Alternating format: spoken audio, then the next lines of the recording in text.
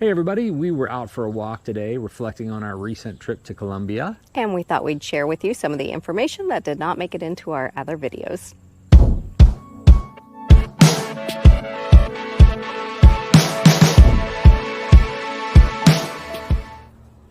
Hey everybody, I'm Sean. And I'm Deb. And welcome back to the channel. Today we're doing a little bit about our reflections on our recent trip to Colombia in South America.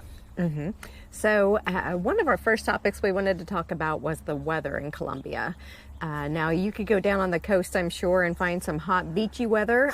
We prefer a little bit more of the mountain weather. So where we were was up in the mountains.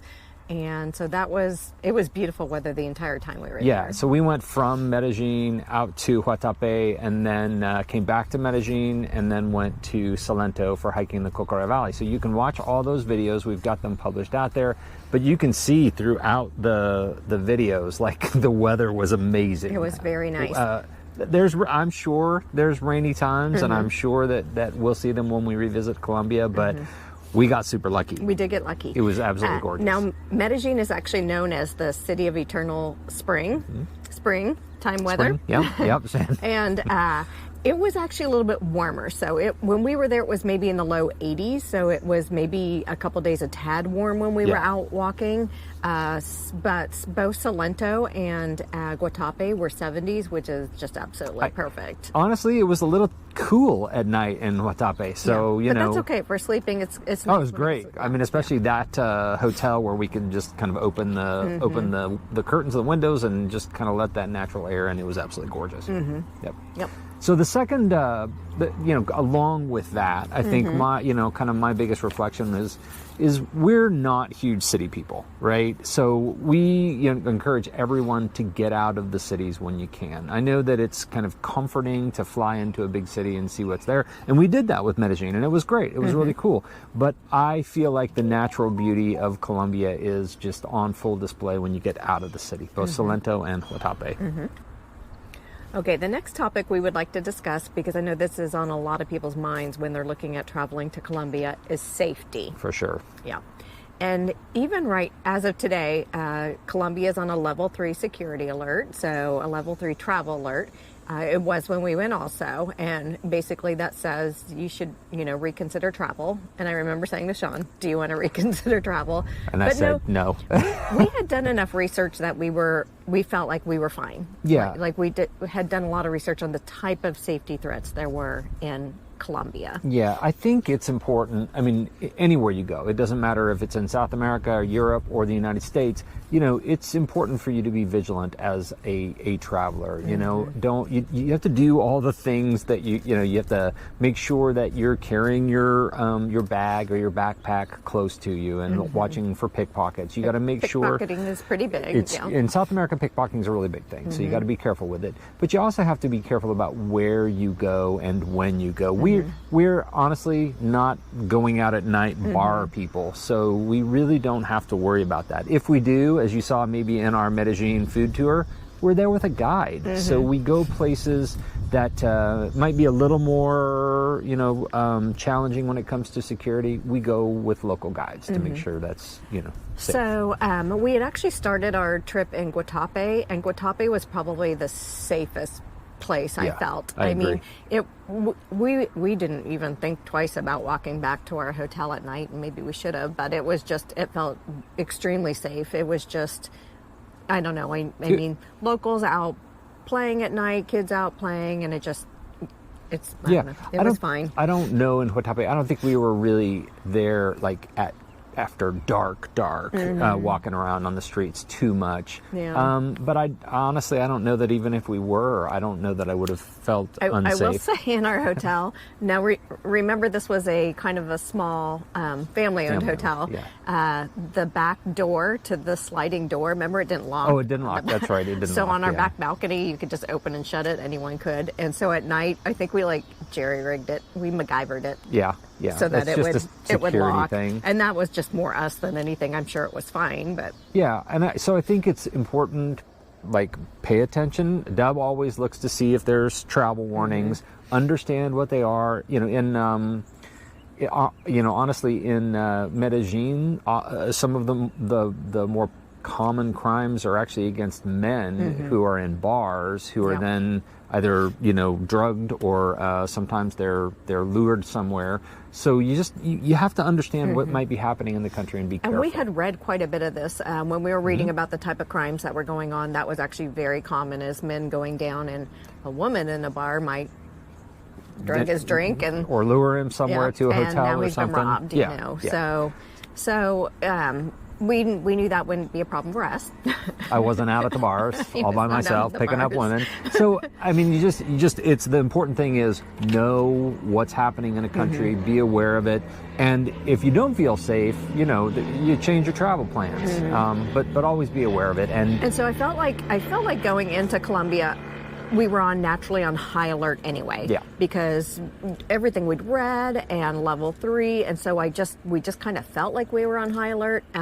But never did I feel like there was any kind of a threat. I'm not sure I would change anything that we did or the way that we did it, because we kind of walked into it just trying to be as safe as we possibly could. And we actually stayed not far, just a few blocks from El Poblado, which is very popular bars, nightlife, and we just avoided that. We, you know, maybe in a... I think we had lunch during the day in El Poblado, and that was our experience with El Poblado. Typically, if we drink, it's with a meal or by the pool. So.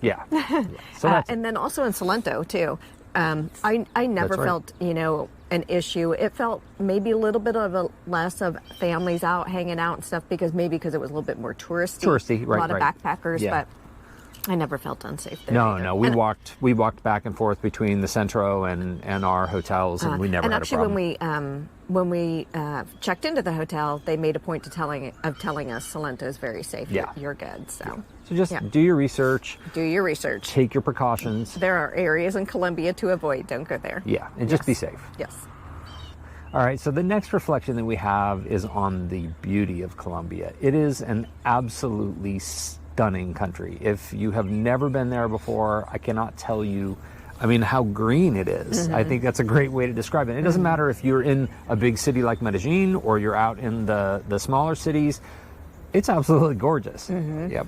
And we spent, 3 days in Salento in the coffee region, and that in particular was just up in the mountains. And I mean, even obviously the Cocora Valley was beautiful, but all over that region was just very, very green. And I don't know, I remember I kept saying when we were in our hotel, I feel like I'm in Jurassic Park or something. Right. I mean, it's just gorgeous, greenery everywhere.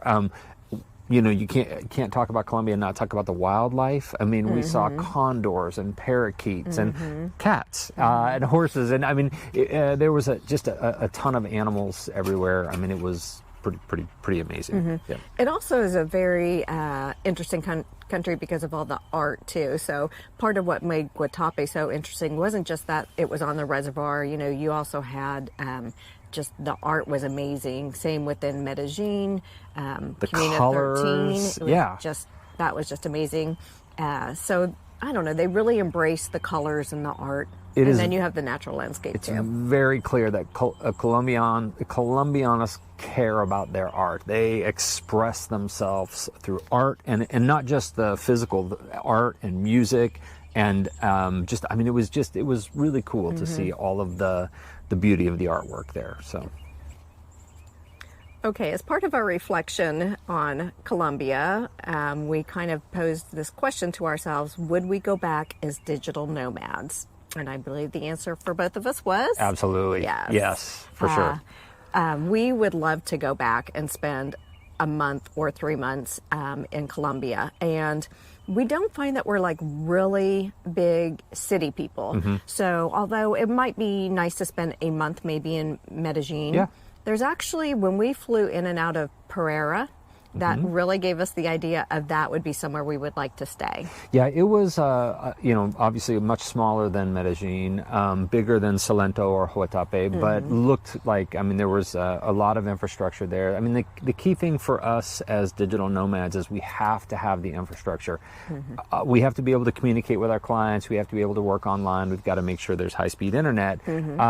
I never had a problem in Guatapé, I never had a problem in Medellin, and I never had a problem in Salento getting online. So Colombia as a whole, it was easy to work, and I think that it would be good for us as digital nomads.